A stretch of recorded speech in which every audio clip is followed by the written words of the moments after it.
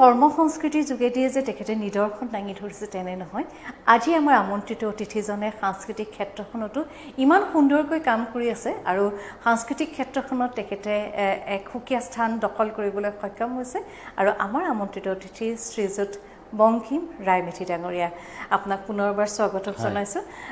যোৱাটো খণ্ডত আমি আপোনাৰ এটা পৃথক দিশ দেখা পালোঁ, যিটো দিশত আপুনি নিজে এজন উদ্যোগী ব্যক্তি হোৱাৰ লগতে আপোনালোকৰ যিটো পথাৰ আমাৰ বজাৰ আমাৰ যিটো আপোনালোকৰ কনচেপ্ট, তাৰ যোগেদি যে আপোনালোকে সকলো কৃষক বন্ধুক একত্ৰিত কৰি এখন বজাৰ সৃষ্টি কৰিব বিচাৰিছে, তেওঁলোকক এটা কৰ্মৰ পথ দেখুৱাব বিচাৰিছে, সেই কথাষাৰ শুনি আমাৰ খুব ভাল লাগিল। সেইবাবে আমি আপোনাক আজি আকৌ আমন্ত্ৰণ জনালোঁ। আজি কিন্তু ৰায়মেধি ডাঙৰীয়া আপোনাৰ বেলেগ এটা দিশলৈ যাম, সাংস্কৃতিক ক্ষেত্ৰখনত। আপুনি বৃন্দাবন থিয়েটাৰৰ প্ৰযোজক, বিগত 9 বছৰ ধৰি এখন ভ্ৰাম্যমান থিয়েটাৰ আপোনালোকে চলাই আছে। আপুনি ইমান সুন্দৰকৈ আপুনি ব্যৱসায় ক্ষেত্ৰখনত জড়িত হৈ আছে, আপুনি 3টা ছেক্টৰত ইমান সুন্দৰকৈ কাম কৰি আছে। হয় হয়, মই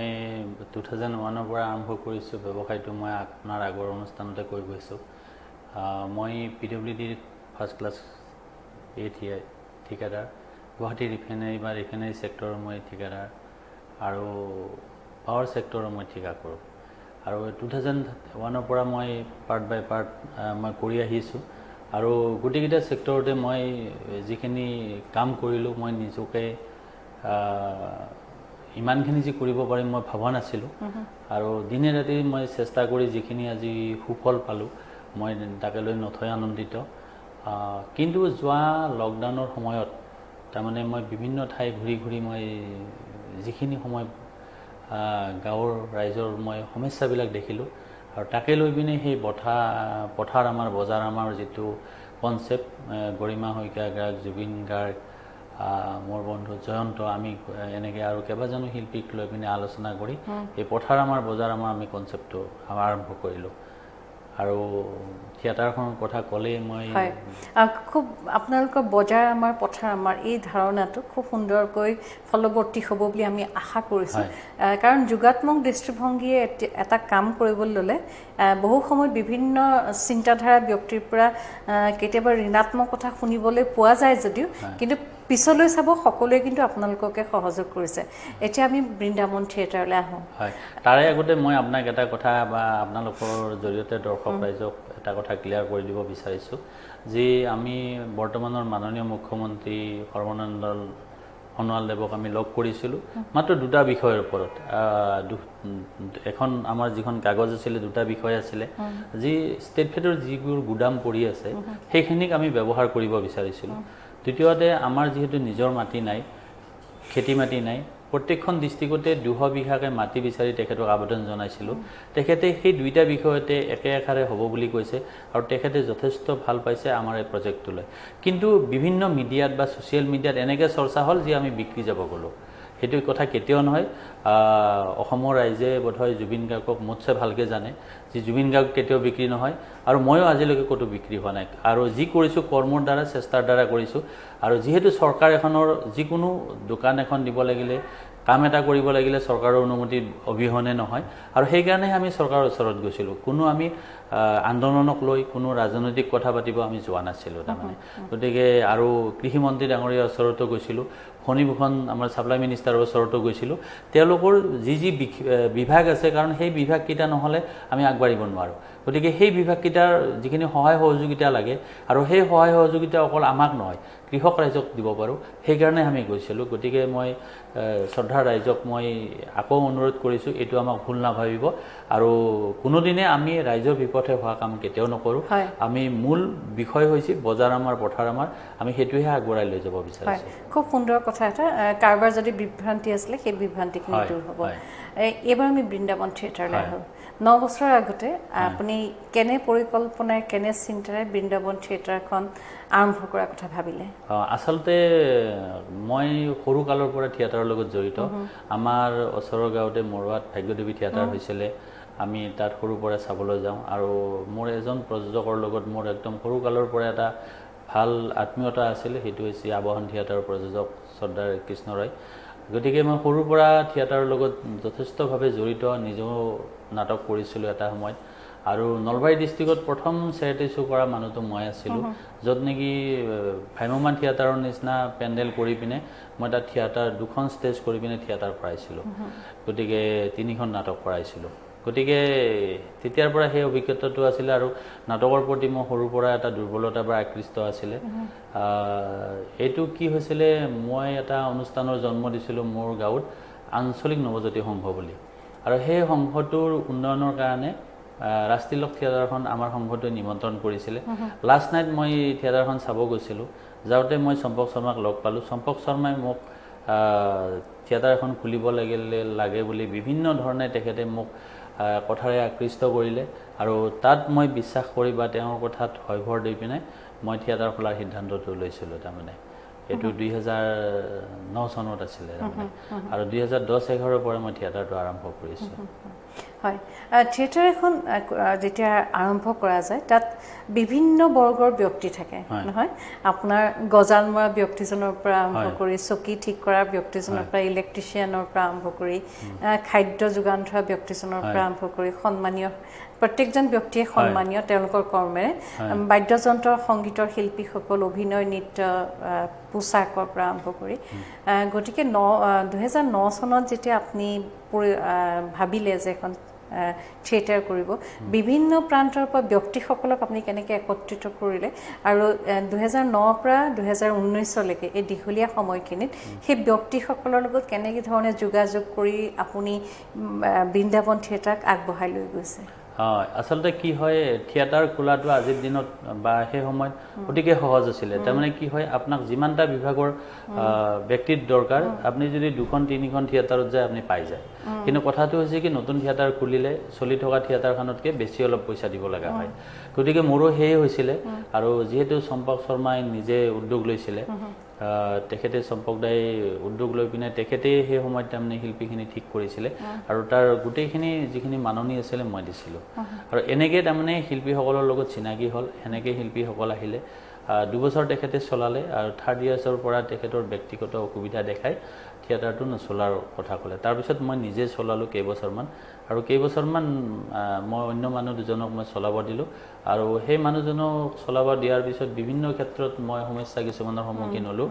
আৰু যাৰ বিনিময়ত যোৱা বছৰৰ পৰা আকৌ মই চলোৱা আৰম্ভ কৰিলোঁ মই এজন সহযোগী ভাইটি এজনক চলাব দিলোঁ জয়ন্তক আৰু গোটেইখিনি গাইড কৰি মই আগবঢ়াই লৈ গ'লোঁ তাৰমানে আৰু যিহেতু মই 3টা ছেক্টৰত কাম কৰোঁ বা আমাৰ ৰানিং কাম চলি আছে মই বেছি সময় টাইম দিব সময় নাপাওঁ মই ৰিহাৰ্চেলৰ সময়খিনি টাইম দিওঁ বিশেষভাৱে আৰু মাহত কেতিয়াবা এদিন দুদিন মই থিয়েটাৰলৈকে যোৱা হয় কিন্তু মোৰ থিয়েটাৰত থকা শিল্পীসকলক আপোনালোকৰ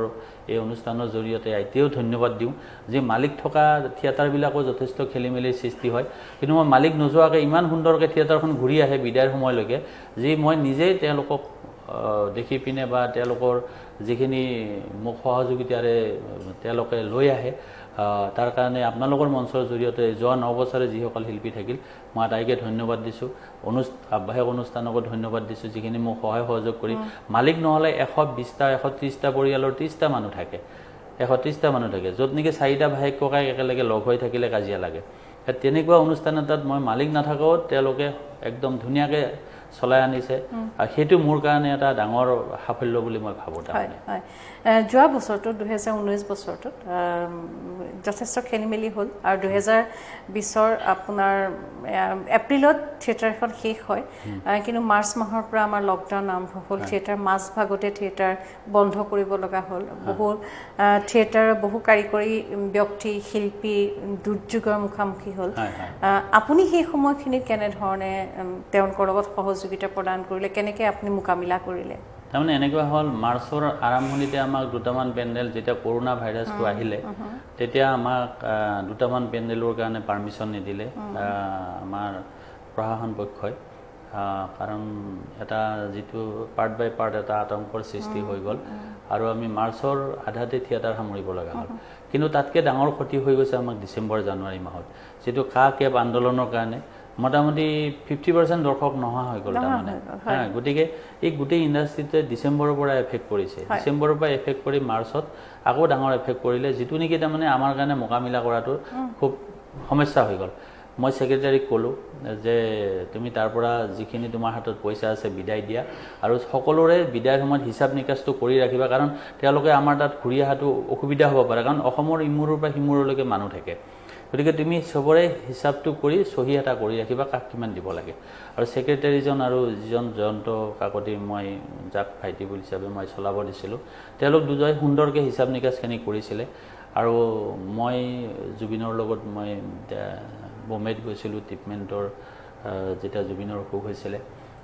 তাৰপিছত ঘূৰি আহি গোটেই হিচাপ নিকাচ কৰি, এতিয়া মানুহখিনিতো লকডাউনৰ কাৰণে আহিব পৰা নাই, ফোন কৰি থাকে পইচা লাগে পইচা লাগে। মই তেতিয়া এটা উপায় ওলালোঁ কি যে মানুহখিনিক কিবা প্ৰকাশ হ'লেও পইচাটো দিব লাগিব। তেতিয়া মই ক'লোঁ কি যে যিখিনি ব্যক্তিৰ ডাইৰেক্ট একাউণ্টছ আছে একাউণ্টছ ডিটেইলছটো দিয়া, নাম্বাৰ 1। আৰু যিখিনি ব্যক্তিৰ একাউণ্টছ নাই তেওঁৰ ঘৰৰ মানুহ হওক বা তেওঁৰ আত্মীয় হওক, যাৰ পৰা তেওঁ পইচাটো পায়, গতিকে তেওঁৰ একাউণ্টছ ডিটেইলছটো মই খুজিলোঁ। আৰু মই সেই একাউণ্টছৰ জৰিয়তে A to Z 120জন নে 22জন মানুহ আছিলে মোৰ, সেই গোটেই মানুহখিনিক মই পে'মেণ্ট কৰিছোঁ। চব একাউণ্টছৰ জৰিয়তে কৰিছোঁ। কিছুমান তেওঁলোকৰ নিজা একাউণ্টছ দিছে আৰু কিছুমান আনৰ একাউণ্টছ দি পিনে তেনেকৈ মই পে' কৰিছোঁ। আৰু যথেষ্টখিনি লোকচান হৈছে। লোকচান হ'লেও তাৰমানে তেওঁলোকক যি বিদায় দিব পাৰিছোঁ সেইটোৱে নিজকে ছেটিছফেকশ্যন বুলি মই ভাবিছোঁ। ইমান সময়ত সাধাৰণ জীৱন যাত্ৰা চলি থকা হ'লে ইমান সময়ততো আপোনালোক পূৰ্ণদমে সাজু হ'লহেঁতেন এটা নতুন নাট্যবৰ্ষলৈ। এতিয়াতো সকলো ঘৰে ঘৰে আছে সম্পূৰ্ণ অনিশ্চয়তা, কাৰণ এখন আগতেও কৈছোঁ ভ্ৰাম্যমাণ থিয়েটাৰত বিভিন্ন বৰ্গৰ ব্যক্তি থাকে, নাট্যকাৰসকল সাজু হয় নাটক লৈ বা অভিনেতা পৰিচালক সকলো। এতিয়া ভ্ৰাম্যমাণৰ ভৱিষ্যত কি? আমি আজি কেইদিনমান আগতে প্ৰযোজক সন্থা, আমাৰ যিটো প্ৰযোজক সন্থা আছে, আমি মিটিং এখন কৰিলোঁ। চৰকাৰে যিখিনি নীতি নিয়ম এতিয়া দি থৈ দিছে, ধৰক 5টাৰ পৰা 9:30লৈকে সান্ধ্য আইন থাকে, তাৰপিছত 40জন 50জনৰ ওপৰত মানুহ গোট খাব নোৱাৰে, তাৰোপৰি চিনেমা হল থিয়েটাৰ হল খোলাৰ এতিয়া পাৰ্মিশ্যনটো দিয়া নাই। তো এই 3টা কাৰণত আমি তাৰমানে থিয়েটাৰটো কৰিব পৰা আজিৰ ডেটলৈকে সম্ভৱ নহয়। আৰু আমি আশা কৰা নাই যে ছেপ্টেম্বৰতো আমি অনুমতিটো পাম, নাজানো আমি, মই আশাহে কৰিছোঁ যে পোৱাৰ আশা নাই। তো গতিকে আমি থিয়েটাৰটো যি এই বৰ্ষটো যি কৰিব পাৰিম মোৰ বোধৰে আশা নাই। আৰু গাঁও অঞ্চলত গৈ পিনে কিছুমান বেছি সংখ্যক গাঁৱতে, সকলো গাঁৱতে বুলি নকওঁ, যিটো এটা কৰোণা মহামাৰীৰ যিটো এটা আতংক এটা এতিয়াও তাৰমানে সিঁচৰিত হৈ আছে, তাৰ কাৰণে তাৰমানে গাঁওবিলাকতো আমি থিয়েটাৰ কৰাটো এই পৰ্যায়ত উচিত নহয় বুলি মই ভাবিছোঁ। কাৰণ চাওক, স্কুল খোলাৰ কাৰণে অভিভাৱকসকলে ল'ৰা ছোৱালীক স্কুলত পঠোৱাৰ কাৰণে বেছি সংখ্যক অভিভাৱকে আপত্তি দৰ্শাইছে, শিক্ষকসকলেও তেনেকৈ আপত্তি দৰ্শাইছে। গতিকে আমি 120-30জন মানুহ ইয়াৰ পৰা তাত তাৰ পৰা তাত কেনেকৈ আমি ডিষ্টেঞ্চ মেইনটেইন কৰি পিনে, কেনেকৈ আমি কাম কৰি পিনে আমি থিয়েটাৰ প্ৰদৰ্শন কৰিম। গতিকে আজিৰ ডেটত সম্ভৱেই নহয়। মই যোৱাকালি ৰাতি বোধহয় পালোঁ নেকি 1200 কিমানটা আকৌ কৰোণা পজিটিভ যোৱাকালি পাইছে, আজিৰ ডেটত বা কিমান পায়। আজি ৰাতিপুৱা পালোঁ 234টা মৃত্যু অতিক্ৰম কৰিলে। গতিকে ডেইলি 1000-1200 যেতিয়া হৈয়ে আছে, যদি এনেকুৱাকৈ যদি কৰোণাটো যদি বাঢ়ি থাকে হৈ থাকে, তেতিয়াহ'লে আমি থিয়েটাৰখন কি পৰিৱেশত যাম? আৰু এনেকুৱা মহামাৰী এটা সমস্যাৰ মাজত, আতংকৰ মাজত আমি আনন্দ, যিটো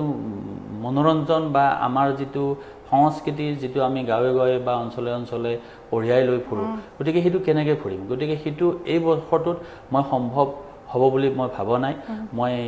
আজি কিছুদিন আগতে প্ৰতিদিন টাইমত শ্ৰদ্ধাৰ মৃণালদাৰ টক শ্ব'তে মই কথাটো কৈছিলোঁ। আৰু বিভিন্ন দেশৰ বিভিন্ন ৰাজ্যৰ বিভিন্ন ডক্টৰ বা তেনেকুৱা চিকিৎসা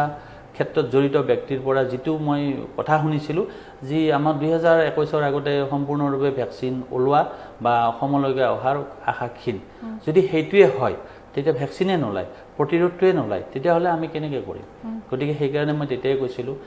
সকলো শিল্পীক, মই আজিও অনুৰোধ জনাওঁ, তেতিয়াও অনুৰোধ জনাইছিলোঁ যে যিকোনো কৰ্ম এটাত নিয়োগ হওক। যেনেকৈ মই ঠিকাৰ পৰা আহি পিনে খেতি কৰিব ওলাইছোঁ, কোনোবাই শিল্পীয়ে চব্জি বেপাৰ কৰিব আমাৰ লগত ওলাইছে। গতিকে মানুহ কৰ্ম কৰিলে সি সৰু মানুহ হ'ব নোৱাৰে। যদি শিল্পী এজনে যদি খেতি কৰে, তেওঁ শিল্পী সত্তাটো নাইকিয়া হৈ নাযায়। তেওঁ যদি কিবা এটা ব্যৱসায় কৰে, তাৰ শিল্পী সত্তাটো নাইকিয়া হৈ নাযায়। গতিকে আপোনালোকৰ অনুষ্ঠানৰ জৰিয়তে মই আজিও অনুৰোধ জনাওঁ যে যিকোনো কৰ্ম এটাত নিজক নিয়োগ কৰক। আৰু যেতিয়া থিয়েটাৰৰ কাৰণে ভাল পৰিৱেশটো হ'ব, আমি আকৌ একত্ৰিত হ'ম আৰু আমাৰ যাত্ৰাটো আমি অব্যাহত ৰাখিম। আমাৰ যাত্ৰাটো বন্ধ কৰা নাই, অ'পেন এতিয়াও হৈ আছে। কিন্তু চৰকাৰ বা কৰোনাৰ যিটো পৰিস্থিতিৰ কাৰণে বা চৰকাৰৰ নীতি নিয়মৰ কাৰণে আমি বন্ধ কৰি ৰাখিব লাগিছে। মই আকৌ ভ্ৰাম্যমানৰ ক্ষেত্ৰখনলৈ যাওঁ। দেখা যায় বহুকেইজন ভ্ৰাম্যমানৰ নাট্যশিল্পী সেই সময়খিনি অতি কৰুণ হয়, কাৰণ যেতিয়া ভ্ৰাম্যমানৰ পৰা অৱসৰ গ্ৰহণ কৰে এজন ব্যক্তিয়ে জীৱনৰ ২৪-২৫ বছৰ নাটক কৰি ৰঙীন মঞ্চৰ ৰঙীন পোহৰত ৰাইজৰ হাত চাপৰিৰ মাজত ঘূৰি ফুৰাৰ পাছত সেই ব্যক্তিজনে যিকোনো কাম এটা কৰিব নোৱাৰা হৈ যায়। তেওঁ সদায় নিজকে এজন শিল্পী বুলি ভাবে, আৰু এজন শিল্পীয়ে জীৱনত কাৰো ওচৰত হাত পাতিব নোৱাৰে, শীৰ্ণত হ'ব নোৱাৰে, আৰু লোকৰ হাঁহিয়াতৰ পাত্ৰও হ'ব নোৱাৰে, আৰু যিকোনো কামো কৰিব নোৱাৰে। আৰু কিন্তু শিল্পী পেঞ্চনৰ ভ্ৰাম্যমাণ থিয়েটাৰৰ শিল্পী পেঞ্চনৰ কথাখিনি কিমান দূৰ আগবাঢ়িছে মই নাজানো, কিন্তু এই যে শেষ পৰিণতিটো অতি কৰুণ, এই কথাষাৰে আপুনিও যিহেতু এগৰাকী প্ৰযোজক, কেতিয়াবা আপোনাকো আঘাত দিয়েনে? আঘাত যথেষ্ট দিয়ে। আৰু আপোনাক মই আমাৰ এটা প্ৰযোজক সন্থাৰ ভিতৰুৱা কথা মই আপোনালোকৰ অনুষ্ঠানৰ জৰিয়তে ৰাইজক জনাব বিচাৰিছোঁ যে মই যেতিয়া ভ্ৰাম্যমাণ প্ৰযোজক সন্থাৰ কাৰ্যকাৰী সভাপতি হৈ আছিলোঁ তেতিয়া শ্ৰদ্ধাৰ কৃষ্ণৰয় আবাহন থিয়েটাৰৰ প্ৰযোজক তেখেত তাৰমানে সভাপতি হৈ আছিলে, আৰু দীপ দাস প্ৰাগজ্যোতিষ থিয়েটাৰৰ প্ৰযোজক তেখেত সম্পাদক হৈ আছিলে। আৰু তেতিয়া মই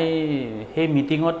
মই এটা প্ৰপ'জেল দাঙি ধৰিছিলোঁ, আৰু সেই প্ৰপ'জেলটো হাত তালি দি পিনে সকলোৱে সমৰ্থন কৰিছিল যে মোক তেতিয়া ক'লে যে আপুনি প্ৰপ'জেলটো বনাওক, আমি কি কৰিলে ভাল হয়। গতিকে তাত মই এই শিল্পীসকলৰ যিটো সমস্যা আহে বা প্ৰযোজকৰ যিটো সমস্যা আহে গোটেই কথাখিনিক লৈ পিনে মই এটা প্ৰপ'জেল বনাইছিলোঁ, আৰু সেই প্ৰপ'জেলটো মই সম্পাদকৰ হাতত ছাবমিট কৰিছিলোঁ। এতিয়াও ভ্ৰাম্যমাণ প্ৰযোজক সন্থাৰ যিজন নতুন সম্পাদক বা পুৰণ সম্পাদকজনৰ হাতত এতিয়াও আছে। মই কৈছিলোঁ যে সকলো শিল্পীৰে PF ব্যৱস্থা হ'ব লাগে, সকলো শিল্পীৰে ESI ব্যৱস্থা হ'ব লাগে, সকলো শিল্পীৰে লাইফ ইঞ্চুৰেঞ্চ ব্যৱস্থা হ'ব লাগে, সকলো শিল্পীৰে মেডিকেল ফেচিলিটিটো থাকিব লাগে। এই গোটেইবিলাকখনক লৈ পিনে মই এটা প্ৰপ'জেল তৈয়াৰ কৰিছিলোঁ যাতে শিল্পীজন ৰিটায়াৰ্ড হোৱাৰ পিছতো, কাৰণ PFৰ পেঞ্চন ছিষ্টেম আছে, PF যদি আপুনি কাটে নহয় আপুনি আজীৱন তাৰমানে আপুনি পেঞ্চন ছিষ্টেম আছে। গতিকে মই কৈছিলোঁ যে PFটো কাটিব লাগে, আৰু PFটো কাটি পেলাই জনাব লাগে। কেইটামান মানুহে কৈছিলে যে ৩ মাহ যি তেওঁ যি নকৰে, মই তেতিয়া PFত এনেকুৱা এটা প্ৰভিজন আছে আপুনি মাহটো ক্ষতি কৰিব নালাগে, 1 দিনৰ PF জমা দিলোঁ হয়। মই কৈছোঁ সেই বছৰটো যোনে কেৰি কৰিব নেক্সট থিয়েটাৰখন নপৰালৈকে যে তেওঁ বাকী কেইমাহ ফুল 9 মাহটো আমাৰ ফুল PF জমা দিলে, আৰু বাকী 3 মাহৰ কাৰণে এদিন দুদিনকৈ হ'লেও তেওঁ দেখাই পিনে জমা দিয়ক, তেতিয়া PFটো কণ্টিনিউৱাছ হৈ থাকে। তেতিয়া নেক্সট যিখন থিয়েটাৰ হ'ব তেওঁ PFটো জমা দিব, আৰু ESIটো থাকিলে মেডিকেল ফেচিলিটি তেওঁৰ আৰু তেওঁৰ মাক দেউতাক পৰিয়ালে 100% পাব। গতিকে এই ব্যৱস্থাবিলাকখন মই লিখিছিলোঁ, মই কৰিছিলোঁ, মই দিন ৰাতি বহি মই এইবিলাক কৰিছিলোঁ। কিন্তু দুখৰ বিষয় কি, আমাৰ সন্মান প্ৰযোজক সন্থাৰ কি চিন্তাত বা নোসোমালে মই নাজানো। আপোনালোকৰ এটা দুখৰ কথা কওঁ, আবাহন থিয়েটাৰৰে শ্ৰদ্ধাৰ খুৰাই আনৰ আগত কৈছে, মোৰ হাতত কিন্তু তথ্য প্ৰমাণ নাই দিয়ক, কৈছে বংকিমে কিবা এখন লিখি দিছে সেইমতে আমি কাম কৰি যাম নেকি। মই তেতিয়া খুব দুখ লাগিছিল, আৰু তেতিয়া মই বাকী প্ৰযোজকক কৈছিলোঁ এতিয়া নতুনকৈ যিখন কমিটি হৈছে এতিয়াও মোক লিখাৰ কাৰণে প্ৰস্তাৱ দিছিলে, মই বোলে মই নিলিখোঁ, পুৰণা যিখিনি লিখা আছে সেইখিনি বিবেচনা কৰি পেলাই আপোনালোকে পইণ্টবিলাকখন ঠিক কৰক। কাৰণ কিয় হাত তালি দি পেলাই মিটিঙত যিটো কথা কৈছিলে আৰু পিছত কিবা এটা কথা হ'ল, গতিকে মই দুখ পাইছিলোঁ, আৰু শিল্পীখিনিৰ কাৰণে মই এইখিনি কাম কৰিছিলোঁ। প্ৰথম শিল্পীক যি চাৰ্টিফিকেট দিব লাগে, এখন আইডেণ্টি কাৰ্ড দিব লাগে, প্ৰথম মানটো মই উলিয়াইছিলোঁ, মই কাৰ্ড দিয়াইছিলোঁ, চাৰ্টিফিকেট মই দিয়াইছিলোঁ। তেওঁ শিল্পী যি হয়, এখন থিয়েটাৰৰ পৰা যদি বছৰে বছৰে চাৰ্টিফিকেট এখন যায়, কেতিয়াবা হয়তো চৰকাৰী কামত আহিব, যেনেকৈ এতিয়া 50,000 টকা অনুদান দিবলৈ ওলাইছে চৰকাৰে, যিটো ঘোষণা কৰি আছে। গতিকে সেই চাৰ্টিফিকেটখনে তেওঁক কাম দিব। প্ৰথম চাৰ্টিফিকেট মই আৰম্ভ কৰিছিলোঁ, তাৰ আগত যদি কোনোবাই কৰিছিল মই নাজানো, ৰাজহুৱা হিচাপে মই আৰম্ভ কৰিছিলোঁ, আৰু তেতিয়াৰ পৰা সেই বছৰৰ পৰা চাৰ্টিফিকেটখন প্ৰত্যেক শিল্পীয়ে পায় যোনে ল'ব বিচাৰে, আৰু কাৰ্ডখন মই আইডেণ্টি কাৰ্ডখন মই আৰম্ভ কৰিছিলোঁ যেতিয়া মই কাৰ্যকাৰী সভাপতি হৈ আছিলোঁ। মই প্ৰস্তাৱ কৰাই পিনে সেই প্ৰস্তাৱ গৃহীত কৰাই তাৰ ফৰ্মুলা মই তৈয়াৰ কৰিছিলোঁ। গতিকে শিল্পীক সুৰক্ষা দিয়াৰ ক্ষেত্ৰত যিখিনি পাৰোঁ, যিখিনি আমাৰ সামৰ্থ্য, সেই সামৰ্থ্য অনুযায়ী তাৰমানে কামখিনি কৰাৰ কাৰণে মই চেষ্টা কৰিছিলোঁ, কিন্তু মই তেনেকৈ সহযোগ নোপোৱাৰ কাৰণে আকৌ বেয়া হৈ আহিব লগা হ'ল। খুব পৰিতাপৰ কথা, ইমান এটা গুৰুত্বপূৰ্ণ সিদ্ধান্ত। আচলতে এই কামখিনি যদি ফলপ্ৰসূ হ'লহেঁতেন, শিল্পীসকলে আৰ্থিক জুৰুলাৰ পৰা, আৰ্থিক সংকটৰ পৰা সঁচাকৈ মুক্ত হ'লহেঁতেন, কিছু পৰিমাণে মুক্ত হ'লহেঁতেন। আৰু কাৰণ মোৰ সঁচাকৈ বৰ দুখ লাগে, কাৰণ যাৰ অভিনয় চাই আমি কল্পনা কৰোঁ, সেইজন ব্যক্তিৰ শেষ সময়খিনি ইমান কৰুণ হয় এক্সাম্পল বিনু কলিতা সঁচাকৈ হা বহুত দুখ লাগিছে তেখেতৰ মই অভিনয় চাইছিলোঁ যদিও মোৰ প্ৰত্যক্ষভাৱে যোগাযোগত নাছিল গতিকে মোৰ ইমান তেখেতৰ কৰুণ কথাখিনি শুনি পেলাই ইমান বেয়া লাগিছে যি তাৰমানে শিল্পী নোহোৱাটো মংগল আজিৰ দিনত মই এনেকৈ ভাবিছোঁ সঁচাকৈ আপোনাক মই আৰু এষাৰ কথা কওঁ মোৰ কথাষাৰ শুনি আপুনি হয়তো মোক বেয়াও পাব পাৰে কিন্তু আমি বহু সৰুৰ পৰা ভ্ৰাম্যমান থিয়েটাৰ চাইছোঁ কাৰণ এটা সময় আছে ভ্ৰাম্যমান থিয়েটাৰৰ বাবে ৰাইজসকল ৰৈ থাকে সৰ্বসাধাৰণ দৰ্শক ৰৈ থাকে আৰু এতিয়াও বহু অঞ্চলত চলি আছে ভ্ৰাম্যমান থিয়েটাৰ নাট চাবৰ বাবে অতি দৈনিক মজুৰি কৰা ব্যক্তিসকলে কিন্তু দৈনিক পইচা আছে টকা আছে এটা সময় আছিল মঞ্চত প্ৰত্যেকজন অভিনেতাৰ অভিনয়ে আমাক হৃদয় চুই গৈছিলে প্ৰত্যেকজন অভিনেতাকে নাট্যকাৰ পৰিচালকে মঞ্চত সুন্দৰ অভিনয় কৰিবলৈ সুযোগ প্ৰদান কৰিছিল যাৰ বাবে সুৰেন মহন্তকে আদি কৰি দিলীপ ৰঞ্জন দত্তকে আৰম্ভ কৰি মহানন্দ শৰ্মাকে আদি কৰি তেখেতসকলৰ অভিনয় এতিয়াও আমাৰ চকুত ভাহি থাকে কিন্তু অতি সম্প্ৰতি আজি কেইটামান বছৰৰ পৰা আমি দেখা পাইছোঁ যে ভ্ৰাম্যমান থিয়েটাৰত গ্লেমাৰক বেছি গ্লেমাৰ শিল্পীক ইমান বেছি আগস্থান দিয়া হ'ল যে নাট্যকাৰে যিখন নাটক লিখে সেই নাটকখন প্ৰধানকৈ বা এটা বা দুটা চৰিত্ৰক কেন্দ্ৰ কৰি নাটকখন লিখা যায় যাৰ ফলত গোটেই নাটকখনত সেই চৰিত্ৰটোকে ইমান প্ৰাধান্য দিয়া যায় যে আনুষাংগিক বা অন্যান্য চৰিত্ৰসমূহ মঞ্চৰ এটা কোণাত ৰৈ থাকে তেওঁলোকে অভিনয় চোৱাৰ আমি সুযোগ নাপাওঁ মোৰ আপোনাৰ প্ৰতি থকা প্ৰশ্নটো এই যে আজি ভ্ৰাম্যমান থিয়েটাৰ প্ৰযোজকসকলে কেৱল গ্লেমাৰকে ইমান বেছি আনিছে নেকি যে আৰু সেই গ্লেমাৰ শিল্পীজনক ইমান এটা মোটা অৰ্থ প্ৰদান কৰে যে অন্যান্য শিল্পীসকলে আজিও সেই আগৰ পাৰিশ্ৰমিক লৈ কাম কৰিব লগা হৈছে মোৰ প্ৰশ্নটো উত্তৰ আপুনি কেনেধৰণে দিব হয় ইয়াতে কেইবাটাও কথা আছে যে চাওক প্ৰথম কথা হৈছে কি আজিৰ গোটেই মেক্সিমাম থিয়েটাৰবিলাক এটা এডভান্স মাননিৰ ওপৰত চলি থাকে থিয়েটাৰবিলাক যেনে এখন 3 দিনৰ কাৰণে যিকোনো আহ্বায়ক কমিটি এটা বুক কৰিলে তেওঁ 1 লাখ টকা দিয়ে বা 1.5 লাখ টকা দিয়ে বা 50,000 টকা দিয়ে কেইবা ডাটা দিয়ে গতিকে সেই কমিটিখনে প্ৰথম আগতে সুধিলে বেছিভাগ থিয়েটাৰ বেছি সংখ্যক অতি বেছি সংখ্যক সকলো বুলি মই নকওঁ অতি বেছি সংখ্যক কয় যে আপুনি কোন আৰ্টিষ্টক ৰাখিছে তেওঁলোকে প্ৰথম কুৱেশ্যন এইটো কৰে থিয়েটাৰখন কিমান ভাল কিমান বেয়া সেইটো কুৱেশ্যন নকৰে প্ৰথম আৰ্টিষ্টটো গতিকে সেই যিখিনি গ্লেমাৰ আৰ্টিষ্ট বা দামী আৰ্টিষ্ট বুলি কওঁ যে তেওঁলোকক বিচাৰে আমি সুধোঁ যে আপোনালোকে যে এই গ্লেমাৰটোৰ নামটো বিচাৰে আপুনি নাটকৰ মৌলিকতাটো বা থিয়েটাৰখনৰ মৰ্যাদাটো সেইটো কিয় নিবিচাৰে তেতিয়া তেখেতসকলে কয় আমি যেতিয়া টিকেট পুচিং কৰিব যাওঁ কাৰণ গাঁওবিলাকত ছিজন টিকেট দিয়া 3 দিনৰ কাৰণে টিকেট দিয়া ব্যৱস্থাটো এতিয়াও আছে বেছি সংখ্যক গাঁৱত গতিকে টিকেটটো যেতিয়া দিব যায় সেই দৰ্শক বা সেই অঞ্চলৰ ৰাইজে সোধে যে কোন অভিনেতা আছে কোন মুখ্য অভিনেতা আছে গতিকে তেখেতসকলে যদি সেই নামী দামী বা গ্লেমাৰ অভিনেত্ৰী নাথাকে তেওঁলোকে টিকেটটো ল'বা অনীহা কৰে গতিকে সেই দৰ্শকৰ পৰা আহ্বায়ক কমিটিলৈকে আছে আহ্বায়ক কমিটিৰ পৰা আমাৰ প্ৰযোজকলৈকে আছে আৰু প্ৰযোজকবিলাকে সেই দামী নামীৰ পিছে পিছে ঘূৰিব লগা হৈছে এইটো হৈছে মূল কাৰণ চাওক মই এবাৰ ৰোমাঞ্চ বুলি এখন নাটক কৰিছিলোঁ সেই বছৰ এখন কৰিছিলোঁ নাটক এখন কৰিছিলোঁ সেই নাটকখনৰ যিটো মই ঘৰ অট্টালিকা বনাইছিলোঁ সেই অট্টালিকাটো নিচিনা অট্টালিকা আজিলৈকে কোনো থিয়েটাৰতে হোৱা নাই কিন্তু সেই বছৰ আমাৰ দামী নামী শিল্পী নাছিল কাৰণে দৰ্শক কম হৈছিল আৰু মই 53 লাখ টকা লছ খাইছিলোঁ আৰু নাটক ইমান সুন্দৰ হৈছে যি ঠাইতে যাওঁ নাটক সুন্দৰ হৈছে ছেট সুন্দৰ লাইট সুন্দৰ গতিকে সকলো সুন্দৰ হৈছে কিন্তু দৰ্শক কম গতিকে সেইটো মই নিজে এবাৰ নামী শিল্পী নোলোৱাকৈ সেইবাৰ কৰি পিনে মোৰ সেইটো এটা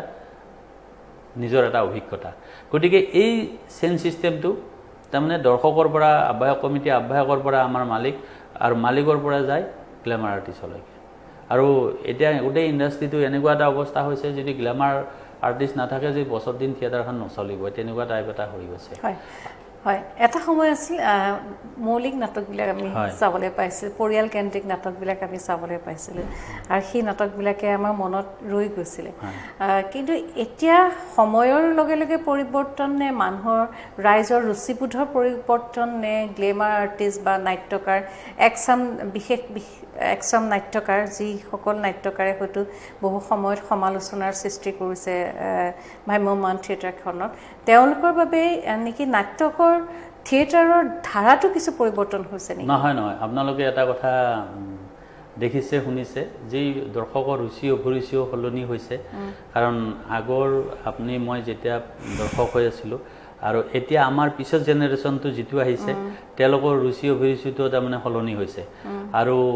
আৰু গোটেই ইণ্ডাষ্ট্ৰিটোতে আমাৰ তাৰমানে এটা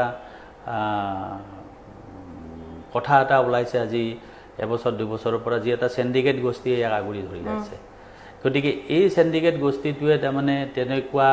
নাটক কিছুমান তাৰমানে আৱিৰ্ভাৱ কৰায় আৰু প্ৰযোজকজনক ল'ব বাধ্য কৰায় আৰু প্ৰযোজকজন কি হৈ যায় যেনে গ্লেমাৰ আৰ্ট আমাৰ যিমানখন থিয়েটাৰ আছে গ্লেমাৰ আৰ্টিষ্ট ইমানটা কম আছে তাৰমানে গতিকে কি হয় সেই গোষ্ঠীটোৰ জৰিয়তে কিছুমান তাৰমানে গ্লেমাৰ আৰ্টিষ্ট চলে বুলি আমি শুনিব পাইছোঁ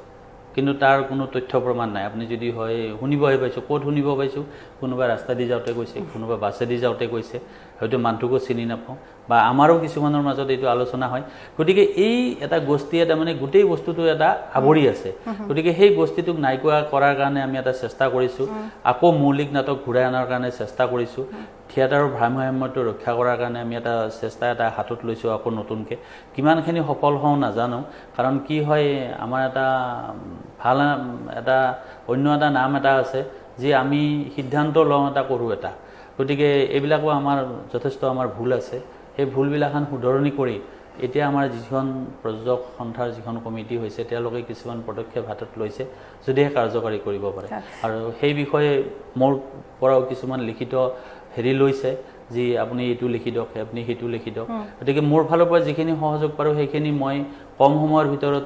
মই কৰি আছোঁ মহাশয় আমাৰ অনুষ্ঠান শেষ কৰিব সময় হয় মই দুটা প্ৰশ্ন সুধিম আপোনাক বহু কথা আপোনাৰ পৰা জানিব মন গৈছে প্ৰথম প্ৰশ্নটো হ'ল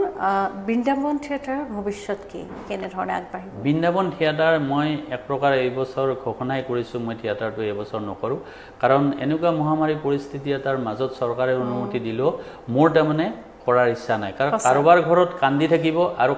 আমি এঠাইত নাটক কৰি থাকিম জেনেৰেল মৃত্যুটো এটা বেলেগ বস্তু মানুহ মেন ইজ মৰ্টেল মানুহ মৰিবই কিন্তু বেমাৰত এনেকুৱা ভাইৰাছ বেমাৰ এটাত যদি মানুহ মৰে সেইখন গাঁৱত মানুহ মৰি কোনোবাই কান্দি থাকিব জ্বলাবও যাব নিদিয়ে এনেকুৱা এটা পৰিস্থিতি হয় আৰু আমি এটা নাটক কৰি থাকিম গতিকে ভেকচিনটো প্ৰতিৰোধ ব্যৱস্থাটো নাহালৈকে মোৰ এইটো ব্যক্তিগত মতামত যি তাৰমানে মই থিয়েটাৰটো এইবছৰ কৰাৰ ইচ্ছা নাই আৰু কিন্তু বৃন্দাবন থিয়েটাৰ মই যেতিয়ালৈকে পাৰোঁ মোৰ চেষ্টা একাগ্ৰতা বা মোৰ ইকনমিক যেতিয়ালৈকে সবল হৈ থাকে তেতিয়ালৈকে মই বৃন্দাবন থিয়েটাৰ মই কণ্টিনিউৱাছ কৰি ল'ম আৰু যেতিয়া নোৱাৰোঁ নিশ্চয় আপোনাৰ এনেকুৱা অনুষ্ঠানৰ জৰিয়তে মই ঘোষণা কৰিম প্ৰথম যেতিয়া আৰম্ভ কৰিছিলোঁ তেতিয়াও মই ঘোষণা কৰি পিনে কৰিছিলোঁ দীঘলী পুখুৰী পাৰত এটা ভৱনত মই ঘোষণা কৰিছিলোঁ আৰু যিদিনা মই নোৱাৰিম সেইদিনা ঘোষণা কৰিম কিন্তু এতিয়া কিছুমান থিয়েটাৰে যিটো এটা বিশৃংখল পৰিস্থিতিৰ সৃষ্টি কৰি আছে বিদায়ৰ সময়তে হওক থিয়েটাৰ চলি থকাৰ সময়তে হওক যে সেই কামটো মই যিসকল ব্যক্তিয়ে সেই কামখিনি কৰিছে তেওঁলোকৰ আচলতে নৈতিক অধিকাৰ নাই এখন থিয়েটাৰ দল এটি থিয়েটাৰ দল গঠন কৰাৰ কাৰণ থিয়েটাৰৰ নামত ইমান বেমেজালি সৃষ্টি কৰা থিয়েটাৰৰ নামত এনেকুৱা ধৰণৰ কাম কৰিব নালাগে কাৰণ ভ্ৰাম্যমাণ থিয়েটাৰ সেই থিয়েটাৰ কৃষ্ণ ৰয় ৰতন আমাৰ কোহিনূৰ থিয়েটাৰ তেখেত প্ৰয়াত আৰু ঐশ্বত লহকৰ পৰা আৰম্ভ কৰি আচলতে এক ইতিহাস নহয় অসমতহে আছে ভাৰতবৰ্ষৰ কোনো প্ৰান্তৰতে নাই আৰু ভ্ৰাম্যমাণ থিয়েটাৰে অসমৰ বহু স্কুল কলেজ নামঘৰ প্ৰতিষ্ঠা কৰিলে গতিকে এনেকুৱা এটা ভাল উদ্যোগৰ নামত এনেকুৱা কিছুমান অঘটন ঘটাবলৈ তেওঁলোকৰ কোনো মৌলিক অধিকাৰ নাই আপুনি এষাৰ কথা কৈছিলে যে লকডাউনৰ সময়খিনিত আপুনি বঙাইগাঁৱৰ পৰা শিৱসাগৰলৈকে গৈ কি কৈছে শিৱসাগৰ ৰংঘৰৰ বাকৰিলৈকে এটা দীঘলীয়া যাত্ৰা কৰিছিলে সেই যাত্ৰাৰ উদ্দেশ্য শিল্পীসকলক লগ হয় অকল শিল্পীখিনিক আছিলে যিমানখিনি শিল্পী আমি হোৱাটছএপৰ জৰিয়তে আমি তেওঁলোকৰ এড্ৰেছ গাঁৱৰ নাম ফোন নাম্বাৰ আমি সংগ্ৰহ কৰিছিলোঁ আৰু ঠায়ে ঠায়ে এটা গোট কৰিছিলোঁ আৰু সেই গোট কৰি পিনে আমি খাদ্য সামগ্ৰী তেওঁলোকৰ হাতে হাতে দি গৈছিলোঁ কিছুমানক পইচাও দিছিলোঁ কিছুমানক খাদ্যও দিছিলোঁ তাৰমানে আৰু একদম বঙাইগাঁৱৰ পৰা তালৈকে দিছিলোঁ গুৱাহাটী মহানগৰীতো আমাৰ যিখিনি ভ্ৰাম্যমাণৰ লগত জড়িত যোনে আমাৰ লগত যোগাযোগ কৰিছে কাৰণ চব শিল্পী ক'ত থাকে আমি গম নাপাওঁ সকলোৰে ফোন নাম্বাৰ নাপাওঁ গতিকে আমি যিমানখিনি সম্ভৱপৰ হয় আমি সিমানখিনি কৰিছিলোঁ তাৰমানে ডাঙৰীয়া খুব ভাল লাগিল কথা পাতি আপোনাৰ যি যাত্ৰা সেই যাত্ৰা সদায় সফল হওক ভ্ৰাম্যমাণ নাট্য ক্ষেত্ৰতে হওক বা অতি সম্প্ৰতি আপোনালোকৰ যি নতুন সপোন যি প্ৰজেক্ট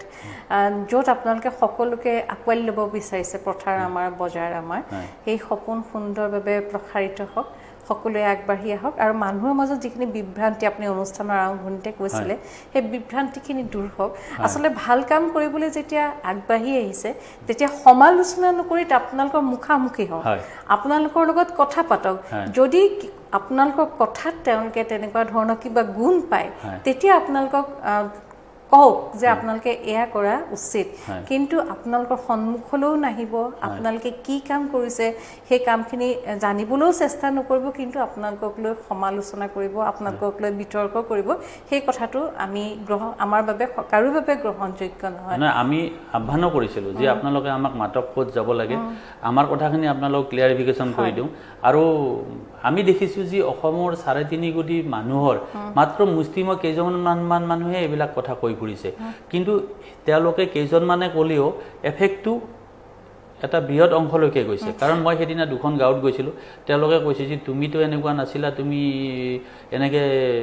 মুখ্যমন্ত্ৰীৰ ওচৰত গৈছা এনেকৈ মই বোলে শুনা মই কিয় গৈছোঁ মোৰ হাতত কাগজখন আছে মুখ্যমন্ত্ৰী মহোদয়ৰ চহী আছে যদি বিশ্বাস নকৰা মোৰ কাগজখন তোমাক মই দিম আৰু ডাঙৰ কথা কি জানে আমি হাতে কামেই নকৰি এটা AC কোঠালিত বহি আমি যদি এই ছ'চিয়েল মিডিয়া হাতত থকা মোবাইলটোত লৈ ছ'চিয়েল মিডিয়াত যি মন যায় যদি আমি থাকে উল্লেখ কৰোঁ সেই কথাবিলাকে আচলতে কোনো কামৰ সমাধান নিদিয়ে তেওঁ নিজকো ক্ষতি কৰিছে সমাজখনকো ক্ষতি কৰিছে গতিকে আপোনালোকৰ অনুষ্ঠানৰ জৰিয়তে সেইসকল ব্যক্তিক মই একদম বিনম্ৰতাৰে অনুৰোধ কৰোঁ কথাটো ভালদৰে চাই চিন্তিহে যাতে নিজৰ মতামতখিনি বা অভিমতখিনি ব্যক্ত কৰে তেতিয়াহ'লে নিজেও এটা সমাজত এটা সুস্থিৰতাৰ এটা ব্যৱস্থা হ'ব আৰু সমাজখনো এটা সুস্থিৰ হৈ থাকিব আৰু উদ্যোগী মানুহখিনি আগুৱাই যোৱাৰ এটা প্ৰেৰণা পাব কিন্তু যদি হকে বিহকে মনেদি ভাবি কিছুমান কথা কৈ পিনে সেইজনকো দুখ দিব সমাজখনকো দুখ দিব আৰু ভৱিষ্যতে তেওঁকো দুখ দিব কাৰণ যিদিনা কথাটোতো বাস্তৱত পৰিণত হ'ব এদিন হ'ল নহয় এদিন হ'লে হ'ব গতিকে সেইদিনাখনে তেওঁ ক'ত যাব সেইদিনাতো তেওঁ মুখামুখি হ'ব কোনোবা দুজন হ'লে ক'ব যেনেকৈ ধৰি লওক আজি অসম আন্দোলনৰ 800তকৈ অধিক শ্বহীদ হোৱাৰ পিছত আজি আমি কি পালোঁ আল্টিমেটলি সকলোৱে কৈ আছে তেওঁলোকক ছাত্ৰ সন্থাৰ পৰাই যাই পিনে যিটো AJP দল গঠন কৰিলে আমাক কি দিলে কি পালোঁ গতিকে সকলোৱে কৈ আছে এদিন হ'লেও পুৰস্কৃত হ'বই মই যদি অতীতত ভুল কাম কৰি আহিছোঁ মই যদি সংশোধন হ'ব পৰা নাই এদিন হ'লেও মোক তাৰ উত্তৰটো দিবই গতিকে আপোনাক ধন্যবাদ জনাইছোঁ আপুনি এনেকুৱা অনুষ্ঠান এটালৈ মোক মাতি আনি আপোনালোকৰ এই চেনেলৰ জৰিয়তে মই গোটেই ৰাইজক আপোনালোকৰ অনুষ্ঠানৰ মুখ্য ব্যক্তি যিসকল আছে যিসকল কৰ্মচাৰী আছে যিসকল কৌশলী আছে সকলোকে মই ধন্যবাদ জনাইছোঁ যে মোৰ মনৰ কথাখিনি ব্যক্ত কৰাৰ কাৰণে আপোনাৰ নিচিনা এজন ব্যক্তিৰ লগত বহিব পাই কথাখিনি কোৱাৰ যিখিনি মোক ব্যৱস্থা কৰি দিলে তাৰ লগতে আপোনাক মই ধন্যবাদ জনাইছোঁ আচলতে মহাশয় আমি সদায় যোগাত্মক চিন্তা চৰ্চাৰে আগবাঢ়ি যোৱা প্ৰত্যেকজন ব্যক্তিৰ লগত আছোঁ আৰু এই কথাষাৰ মই ক'বলৈ পাই ভাল পাইছোঁ আপোনালোকৰ যি পথাৰ আমাৰ খেতি আমাৰ আপোনালোকৰ যিটো কনচেপ্ট যেনেধৰণে আপোনালোকে আগবাঢ়িছে আৰু সেই ধাৰণাটোৰ লগত ব্যতিক্ৰম দলটো আমি সদায় আপোনালোকৰ লগত আছোঁ পুনৰবাৰ আপোনাক ধন্যবাদ জ্ঞাপন কৰিছোঁ দৰ্শকসকল এইজনে আছিল বংকিম ৰায়মেধি ডাঙৰীয়া আপোনালোকে তেখেতৰ লগত কথা পাতিলে নিশ্চয় অনুমান কৰিব পাৰিলে যে কেৱল কৰ্মেৰে যদি যোগাত্মক চিন্তা চৰ্চাৰে যদি আমি এখন সুন্দৰ পৃথিৱীৰ কথা কল্পনা কৰোঁ সেই কল্পনা এদিন বাস্তৱ হ'বই আহক তেতিয়াহ'লে সুন্দৰ পৰিকল্পনাৰে সুন্দৰ চিন্তা চৰ্চাৰে পৃথিৱীখনক চাব বিচৰা সকলোৰে হাতত হাত ধৰি আমিও সেই সুন্দৰ পৃথিৱীখনলৈ গতি কৰোঁ আজিৰ অনুষ্ঠানৰ পৰা মই বিদায় লৈছোঁ ধন্যবাদ